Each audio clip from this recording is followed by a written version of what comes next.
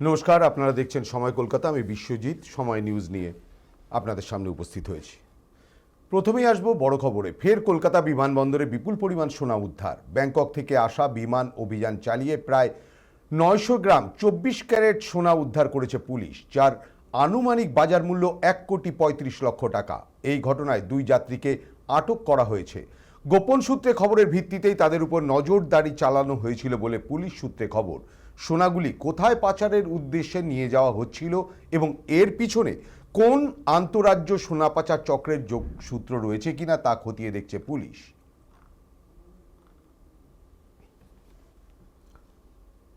এই বিষয় নিয়ে আমরা বিস্তারিত জেনে নেব। আমাদের প্রতিনিধি রয়েছেন সৌভিক সান্যাল।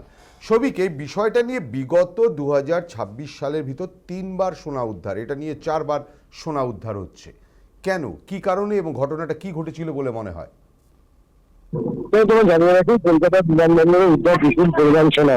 বিমানবন্দর সূত্রে জানা গিয়েছে, ব্যাংকক থেকে কলকাতাগামী একটি বিমান অভিযান চালিয়ে প্রায় 900 গ্রাম সোনা উদ্ধার হয়েছে এবং বেসরকারি তোমার জানিয়ে রাখি, এই ঘটনায় 2 যাত্রীকে ইতিমধ্যেই আটক করা হয়েছে। চলছে জিজ্ঞাসাবাদ। কোথায় পাচার করা হয়েছিল সব বিষয় কিন্তু খতিয়ে দেখছে বিমানবন্দর থানা পুলিশ। তাদের তোমার জানিয়ে পুলিশ সূত্রে খবর, ওই যে 2 যাত্রী ব্যাংকক থেকে কলকাতা আসেন, তাদের সম্পর্কে আগে থেকেই গোপন সূত্রে তথ্য পেয়েছিল। সেই তথ্যের ভিত্তিতেই কিন্তু তাদেরকে জিজ্ঞাসাবাদ শুরু করেছে ইতিমধ্যেই বিমানবন্দর থানা পুলিশ। পাশাপাশি তোমার জানিয়েছি, উদ্ধার হওয়া সোনার ওজন 900 গ্রাম।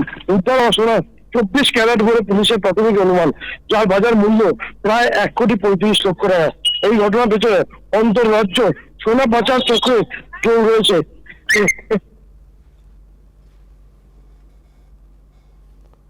সম্ভবত যোগাযোগ বিচ্ছিন্ন হয়েছে। ধন্যবাদ। মনে করা হচ্ছে কোথায় ছিল তা তদন্ত নেমেছে কিন্তু বিমানবন্দর থানা পুলিশ। ধন্যবাদ সৌভিক আমাদের সঙ্গে থাকার জন্য। এবং আপনাদের একটা জানিয়ে রাখি যে 6ই আগস্ট এবং 7ই আগস্ট 2 দিনই কিন্তু সোনা উদ্ধার হয়েছিল এবং 6ই আগস্ট যে পরিমাণ সোনা উদ্ধার হয়েছে তাতে রাজস্থানের একজন রাম অবতার শর্মা, তিনি স্কুটারে করে বিমানবন্দর থেকে বড়বাজারে পাচার করছিল সোনা।